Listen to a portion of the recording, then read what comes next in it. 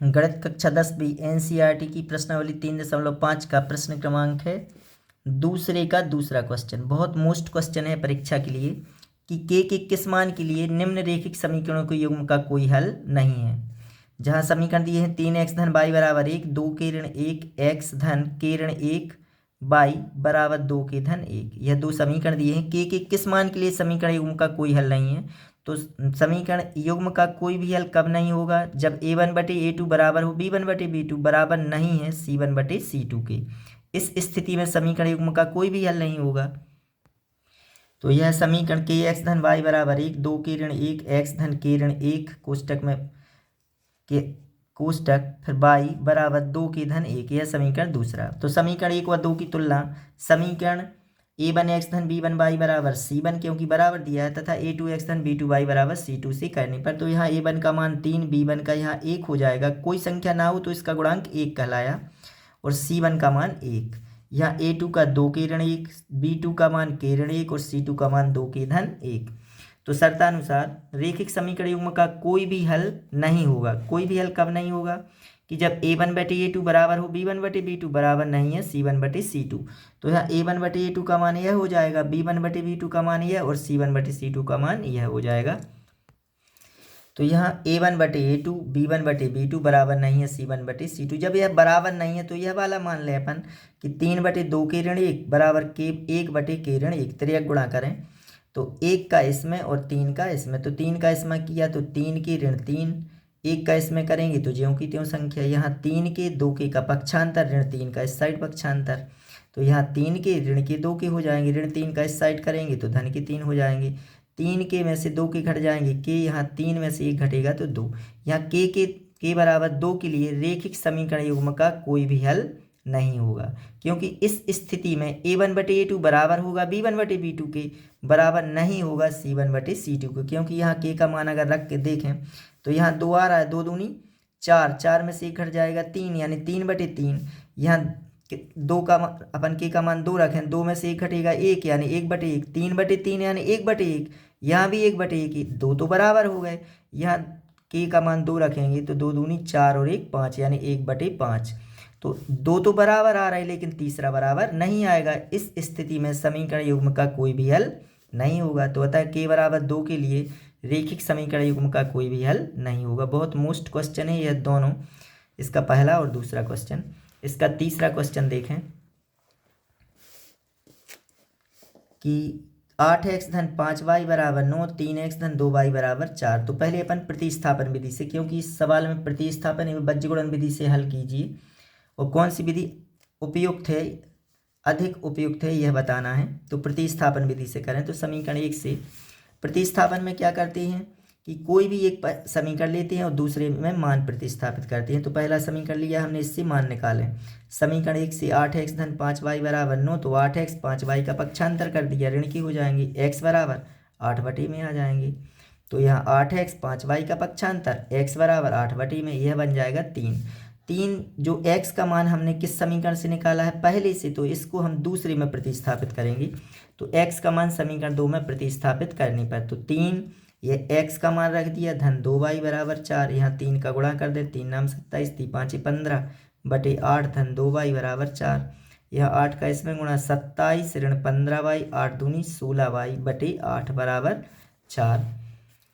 यहाँ हो जाएगा 3 नाम 27 ऋण के 15 बटे में 8 रहेंगे, धन 2y बराबर 4। 2 8 का लघुत्तम से यहाँ एलसीएम ले तो 27 ऋण 15y, 8 दूनी 16y बटे में 8 बराबर 4। यहाँ 27 16y में से 15y घट जाएंगे तो 1y बचेगा, यहाँ बटे 8 बराबर 4। 4 के बटे 1 कर दें, त्रियक गुणा, 1 का इसमें 8 का इसमें, तो 8 चौकी 32, यहाँ 1 का इसमें करेंगे 27 धन y, पक्षांतर कर दें, y बराबर 32 ऋण 27 बराबर 5। y का मान आ गया, y का मान समीकरण 3 में प्रतिस्थापित कर देंगे। तो y का मान समीकरण 3 में प्रतिस्थापित करने पर तो x बराबर 9, 5, यहाँ y का मान भी रख दिया हमने 5/8, तो 9 5 25/8, 25 में से 9 घट जाएंगे, ऋण के 16/8, 8 दूनी 16, x का मान ऋण के 2, अतः x बराबर ऋण 2 और y बराबर 5। यह इसके आंसर हो गए। अब बज्र गुणन विधि से हल करें तो 8x धन 5y बराबर 9, 3x धन 2y बराबर 4, यह पहला यह दूसरा। तो समीकरण 1 व 2 की तुलना रेखिक समीकरण युग्म a1x धन b1y बराबर c1 तथा a2x धन b2y बराबर c2 से करने पर, तो इनकी तुलना कर दें। यह a1 यह b1 यह c1, a2 b2 और c2, यह इसके मान लिख लिए।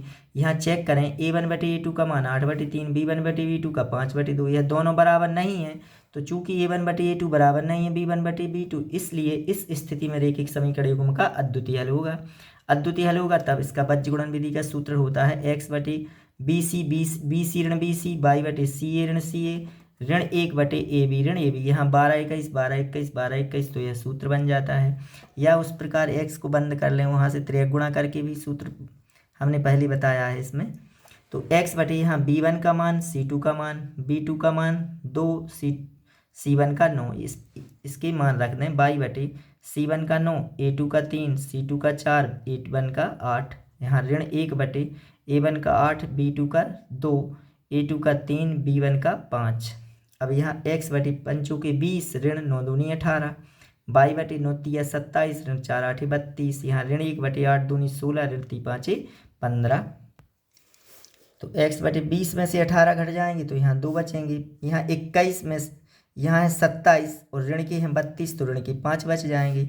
ऋण 1 बटे 16 में से 15 तो 1 बचेगा। जब अपन इसको और इसको लें तो x बटे 2 बराबर ऋण 1 बटे 1, 3 गुणा 1 का x में x, 2 का ऋण 1 में तो ऋण के 2, तो x बराबर ऋण 2। जब y बटे ऋण 5 बराबर ऋण 1 बटे 1, 3 गुणा तो 1 का y में y, ऋण 5 का ऋण 1 में तो ऋण का धन के 5, अतः x बराबर ऋण 2 और y बराबर 5।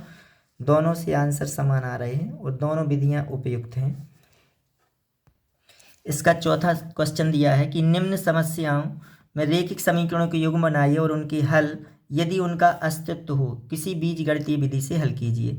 तो बीजगणितीय विधि में विलोपन, बज्र गुणन विधि या प्रतिस्थापन विधि से अपन हल कर सकते हैं। तो इसका पहला क्वेश्चन है कि एक छात्रावास के मासिक व्यय का 1 भाग नियत है, तो नियत भाग है 1 तथा शेष इस पर निर्भर करता है कि छात्र ने कितने दिन भोजन लिया है। जब एक विद्यार्थी ए को जो 20 दिन भोजन करता है 1000 छात्रावास के व्यय के लिए अदा करने पड़ते हैं, जबकि एक विद्यार्थी बी को जो 26 दिन भोजन करता है छात्रावास के व्यय के लिए 1180 अदा करने पड़ते हैं। तो नियत व्यय और प्रतिदिन के भोजन का मूल्य ज्ञात करना है कि उसका नियत व्यय कितना है छात्रावास का और प्रतिदिन भोजन का व्यय कितना है। तो माना छात्रावास का मासिक नियत व्यय 1 महीना का नियत व्यय है ₹x तथा प्रतिदिन भोजन का व्यय है ₹y। चूंकि पहला छात्र है जो ए, तो फर्स्ट शर्त क्या है इसकी, विद्यार्थी ए द्वारा छात्रावास में अदा किए गए रुपये हैं 1000, उसने 1000 रुपये अदा किए छात्रावास को। तो इसमें क्या क्या जुड़ा कहलाया उसका कि उसने 20 दिन तो भोजन किया है और उसका नियत व्यय छात्रावास का नियत व्यय कितना है और 20 दिन का भोजन का व्यय। तो छात्रावास इसमें देखो ए द्वारा छात्रावास में अदा किए गए रुपये 1000, तो इसमें 1000 जो अदा किए वो किसके हैं कि छात्रावास का नियत व्यय हो गया उसमें और 20 दिन का भोजन का व्यय बराबर 1000। तो छात्रावास का नियत व्यय अपन ने x रुपये माना है और 1 दिन का भोजन का व्यय y, तो 20 दिन भोजन किया तो 20y बराबर 1000। यह पहला समीकरण। दूसरी शर्त में जो कि विद्यार्थी बी द्वारा छात्रावास में अदा किए गए रुपये हैं 1180, जिसमें क्या क्या कहलाया कि छात्रावास का नियत व्यय धन 26 दिन भोजन का व्यय बराबर 1180 उसने चुकाए हैं। तो x नियत व्यय तो x हो गया और 26 दिन का 26y, 1 दिन का भोजन का व्यय है y रुपये, तो 26 दिन का 26y, कुल मिलाकर उसने नियत व्यय और भोजन का व्यय 1180 अदा किए। यह समीकरण 2। समीकरण 1 व 2 को मिला दें अपन तो x धन 20y बराबर 1000, x धन 26y बराबर 1180। यहाँ x और x समान है तो घटाने पर समान चिन्हों पर घटाते हैं और असमान पर जोड़ देते हैं विलोपन विधि में। तो यहाँ x, यहाँ भी x तो धन के हैं तो इसमें गोला लगाया अपन ने, चिन्ह पलट देंगे घटाने पर, तो यह ऋण का हो गया, यह धन का है तो भी ऋण का, यह धन का तो ऋण का। जिस समीकरण को घटाते हैं उसके चिन्ह बदल जाते हैं। तो x और x कट गया, आएगा 20y, ऋण के 26y, तो ऋण के 6y बचेंगे। ऋण के 1180 में से 1000 घट जाएंगे, ऋण के 180, तो y बराबर ऋण 6 बटे में आ जाएंगे। ऋण के 180 बटे ऋण के 6, ऋण से ऋण कट जाएगा, 6 एकम 6 18 यानी 30 आ जाएगा यहाँ y का मान। तो यहाँ y बराबर 30।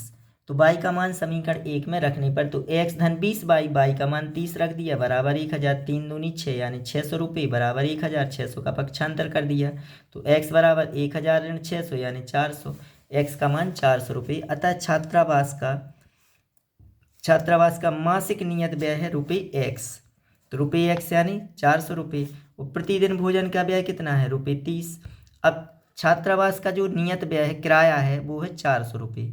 और एक दिन अगर कोई भोजन करता है तो उसे लगती हैं 30 रुपये, 30 रुपये प्रतिदिन। तो उस व्यक्ति जो पहला विद्यार्थी उसने 20 दिन भोजन किया तो 3 दूनी 6, 600 रुपये तो उसे भोजन के लगे और 400 नियत व्यय था तो उसे 1000 रुपये लगे।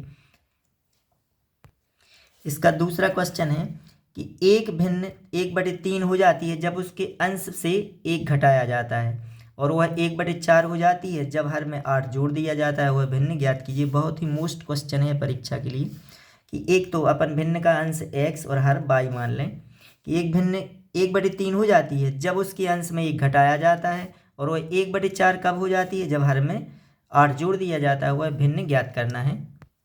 तो माना भिन्न का अंश बराबर x तथा हर y है, तो फर्स्ट शर्त से अंश हो गया x और हर हो गया y, तो भिन्न कितनी हो गई, भिन्न हो गई x/y, यह भिन्न हो गई। तो फर्स्ट शर्त में वो बोल रहे हैं कि भिन्न के अंश में 1 घटाया जाता है, और भिन्न के अंश में 1 घटा दें, हर में कुछ नहीं करना है, तो अंश में 1 घटाने पर भिन्न 1/3 हो जाती है। तो 3 गुणा कर दें यहाँ से, 3 का इसमें 3x ऋण 3, y का 1 में तो y का इस साइड कर ले तो 3x ऋण y बराबर इस 3 का इस साइड, तो यह बन जाएगा समीकरण 1। दूसरी शर्त में क्या बोल रहे हैं कि यदि हर में 8 जोड़ दें, अंश में कुछ नहीं करना है, अंश ज्यों का त्यों लिखा अपन ने, और हर में 8 जोड़ दें तो वह भिन्न 1/4 हो जाती है। फिर 3 गुणा कर दें, 4 का x में 4x, 1 का इसमें तो y धन 8, y का पक्षांतर कर दें 4x ऋण y बराबर 8, यह समीकरण 2 बन गया। समीकरण 1 व 2 को मिला दिया अपन ने, 3x ऋण y बराबर 3, 4x ऋण y, 4x ऋण y बराबर 8। अब यहाँ देखें ऋण का y समान चिन्ह है, और गुणांक भी 1 1 है, तो समान चिन्हों पर घटाते हैं और असमान चिन्हों पर जोड़ते हैं जब गुणांक समान हो।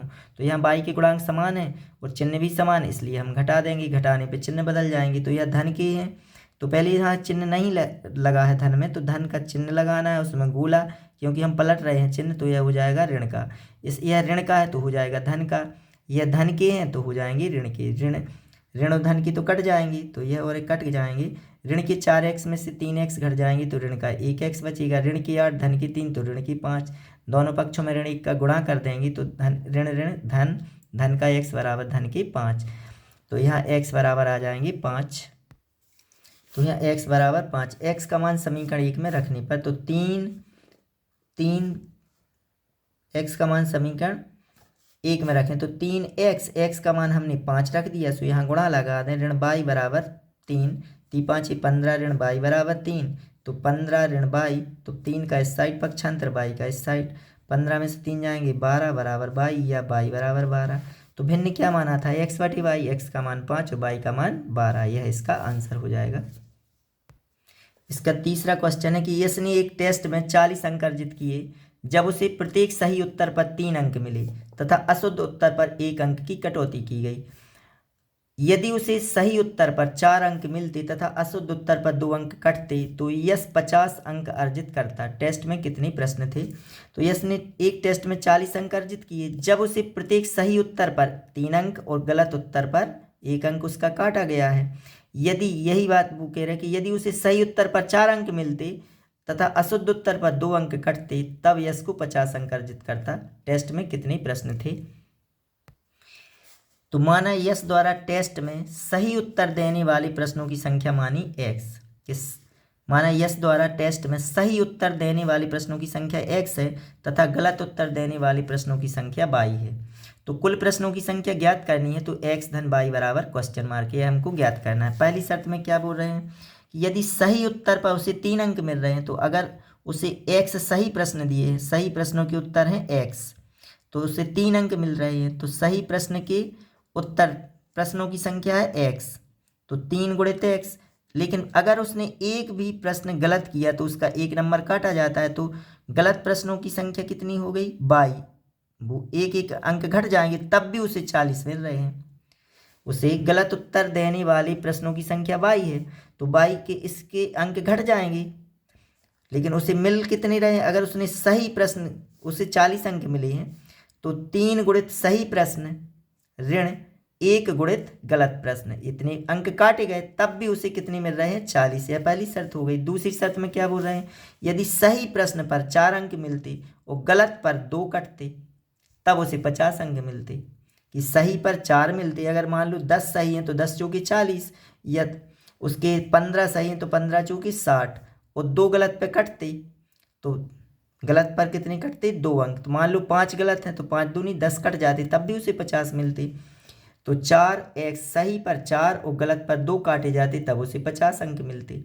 तो पूरे समीकरण में, इसमें पूरे समीकरण में 2 से भाग देने पर, तो यहाँ 2x ऋण y बराबर 25, यह समीकरण 2 बन जाएगा। समीकरण 1 व 2 को मिलाने पर 3x ऋण y बराबर 40, यहाँ 2x ऋण y बराबर 25, यह दूसरा समीकरण। तो घटा दें समीकरण 1 व 2 को, इसलिए घटा रहे हैं, यहाँ y के गुणांक समान है, चिन्ह भी समान है, तो घटाने पर, तो यह ऋण का है तो धन का, धन का है तो ऋण का, धन का है तो ऋण का। 3x में से 2x घट जाएंगे तो 1x, यह कट जाएंगे। 40 में से 25 घट जाएंगे तो बचेंगे 15, तो x का मान तो 15 आ गया। तो x का मान समीकरण 1 में रखने पर, तो 3 गुणित 15 ऋण y बराबर 40, तो 15 × 45 ऋण y बराबर 40, 45, 40 का पक्षांतर y का इस साइड, 45 में से 40 घट जाएंगे 5 बराबर y, या y बराबर 5। तो टेस्ट में कुल प्रश्नों की संख्या हो गई x धन y, यानी 15 सही प्रश्न दिए उसने, सही प्रश्नों के उत्तर, और 5 गलत प्रश्नों के उत्तर दिए हैं, तो 15 धन 5 यानी 20, या 20 प्रश्न हैं उस टेस्ट में। अब यदि उसे सही पर 3 अंक मिल रहे हैं, तो 15 × 45, और गलत पर 1 कट रहा है, तो 5 प्रश्न गलत हैं, तो 5 नंबर कट जाएंगे, तब उसे 40 मिलेंगे। और यदि उसे सही पर 4 मिलते, तो 15 चौके 60 मिलते उसे, और गलत पर 2 कटते, तो 5 दूनी 10 कट जाते, तब भी उसे 50 मिलती है। दोनों शर्तें हो रही हैं यहाँ पूरी। तो यह इसके प्रश्नों की संख्या है जो कितनी है? 20 है। यह इसका आंसर हो गया।